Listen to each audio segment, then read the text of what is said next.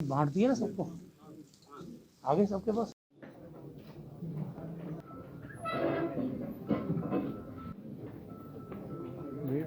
Safest gym in town brings to you fitness की home delivery। अब घर बैठे बुलाएं आपकी सर्टिफाइड फिटनेस एक्सपर्ट जो बस आपसे कुछ क्लिक्स ही दूर हैं। डाउनलोड करें antimatter fit app. Choose your service, choose your time and choose your location. Sessions start at just ₹99। Rajasthan की जनता के आशीर्वाद से जो जन कल्याणकारी सरकार बनी अशोक गहलोत जी के नेतृत्व में,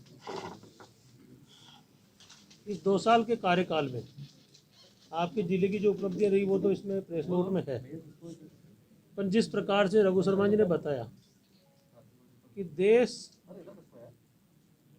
दुनिया और प्रदेश के सामने जो कोरोना का चैलेंज आया, जो महामारी चल रही है, जो अभी तक ख़त्म नहीं हुई, आगे किस रूप में रहेगी, उसके अंदर राजस्थान सरकार ने और ख़ासतौर से मुख्यमंत्री जी ने खुद ने मॉनिटरिंग करते हुए हमारे स्वास्थ्य मंत्री जी के साथ में, अधिकारियों के साथ में, जनप्रतिनिधियों जिस तरह का संवाद करके लगातार 150 वीसी के माध्यम से प्रदेश की जनता को राहत देने का काम किया।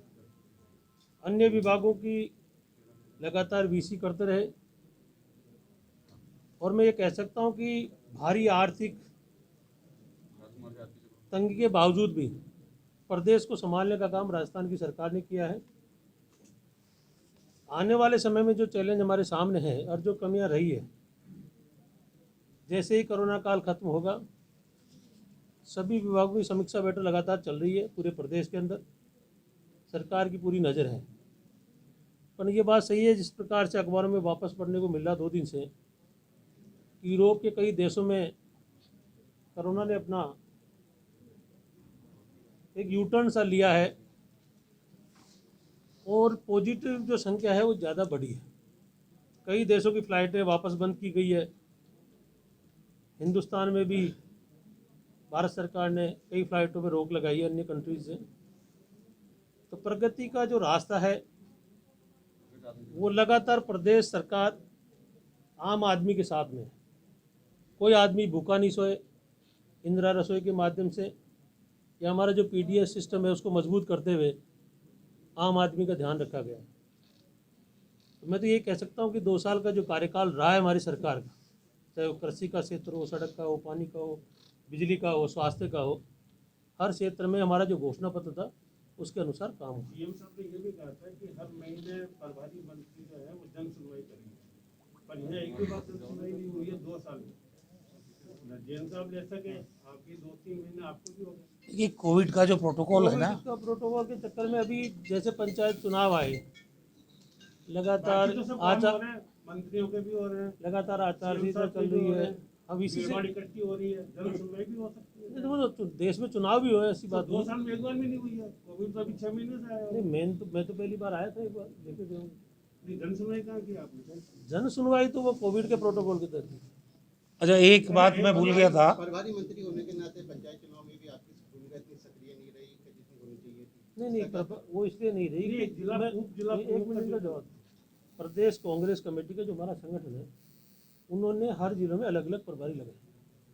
उन्होंने यहाँ प्रभारी शायद मेरे ख्याल से प्रमोद भाई जी, तो जो सिस्टम संगठन का है उसी के अनुसार चलना होता है। प्रभारी नाते होने की भी आपकी जिम्मेदारी थी क्या? इनकी जिम्मेदारी निभा लेंगे। नहीं, कोई नहीं, जिम्मेदारी मेरी तो थी। एक वो होता है कि मैं आप प्रशासन के साथ बैठक करेंगे, प्रशासन के साथ मेरे खुद के यहाँ कार्यकर्ताओं के मेरे यहाँ खुद के नगर पालिका के चुनाव थे, सर अभी कल ही खत्म हुए हैं अभी जिला प्रमुख का चुनाव हुआ जी। उसमें जो स्थिति बनी कि कांग्रेस ने समर्थन दे दिया और समर्थन से जिला प्रमुख बन गई यहाँ बीजेपी की बागी सुशील कुमार की प्रणाली, लेकिन उसके बाद जो जिला प्रमुख के ऐसा तय नहीं हुआ था कि कांग्रेस के बने, वो भी बीजेपी के बनी है, वो बीजेपी का बने हैं बागी। तो समर्थन किस आधार पर दिया गया उनको बताएं? प्रभारी मंत्री नहीं, वो मैं प्रभारी था ही नहीं उसका। मैं फिर कह रहा हूँ ना अरे भैया जी, मैं प्रभारी, आपको जब बताया इन्होंने कि प्रमोजन भाई जी को प्रभारी बनाया था, संगठन का काम है, वहाँ से फैसले लेना। प्रभारी मंत्री तो आप हैं। नहीं, आप ही नहीं समझ, मेरी दूसरी सीमा है। संगठन किसी चीज का प्रभार किसी को सौंपता है तो फैसले वहीं से होते हैं। बिना शर्त के समर्थन कि वो जो प्रभारी मंत्री थे उनसे राय ली गई किसको बनाना है किसको नहीं बनाना है। कांग्रेस के समर्थन से जिला प्रमुख बन गई। मेरे को जान बीजेपी की बागी थी। मंत्री जी, जैसा कि कहा जा रहा है जनवरी में वैक्सीनेशन की पूरी संभावना जी है, जी, इसमें विभाग कितना तैयार है? हमारी पूरी तैयारी है। आज रिव्यू किया था हमने। हमारे cold chain, cold storage, vaccination की प्रायोरिटी क्या रहेगी, किन लोगों को पहले लगाया जाएगा और कितने कितने अंतराल में लगेगा, वो सारी अभी आज डिस्कस हुई है। सबसे बड़ी चीज़ है कि एक तो सिटी स्कैन की मशीन लगभग 6 करोड़ की आती है, 7.5-8 की, तो वो यहाँ पुरानी हो गई थी, तो आज उसके लिए नई मशीन की भी स्वीकृति हमने देथा साहब को कहा, वो जारी हो जाएगी। सेकेंडली 30 बेडेड जो अस्पताल है यहाँ संक्रमित वाला, उसको 100 बेडेड करेंगे, उसकी भी स्वीकृति जारी होगी। हाँ। सबसे बड़ी बात है, बात काम की कोई नहीं कर रहा है। 20 लाख करोड़ का पैकेज था, 20 लाख करोड़ का पैकेज था कि नहीं था? अब ये पूछो इनसे, किसी राज्य को 10% से 10% भी पैसा उसमें से मिला क्या? ये जो दूरबीन से इनको हमारा विकास नजर नहीं आ रहा है, मैं कहता हूं भारतीय जनता पार्टी के लोगों को मोतियाबिंद हो गया। अगर कोई आदमी विकास को देखना ही नहीं चाहता, नकारात्मक राजनीति करेगा, उसका कोई इलाज नहीं है। राजस्थान की जनता एंडोर्स करती है। अभी स्थानीय निकाय पंचायत चुनाव में भी हमने कहा, बड़ा हल्ला मचाया था इन्होंने, लेकिन हमने आंकड़े पेश किए कि हमारा इनसे ज़्यादा परसेंटेज ऑफ वोट था। और ये स्थानीय निकाय जहां भारतीय जनता पार्टी की हमेशा सल्तनत रही है, आज 50 स्थानीय निकाय के चुनाव हुए, 36 पे कांग्रेस पार्टी जीती है और 2 जो निर्दलीय जीते हैं उन्होंने भी ऐलान किया हम कांग्रेसी हैं, क्योंकि वहाँ निर्दलियों की संख्या ज़्यादा जीती थी, इसलिए वो जीते। 38 स्थानीय निकायों पे कांग्रेस पार्टी ने कब्जा किया है, 12 पे सिमट के रह गई बीजेपी। तो भारतीय जनता पार्टी को खुद का भी आत्मविश्लेषण करना चाहिए।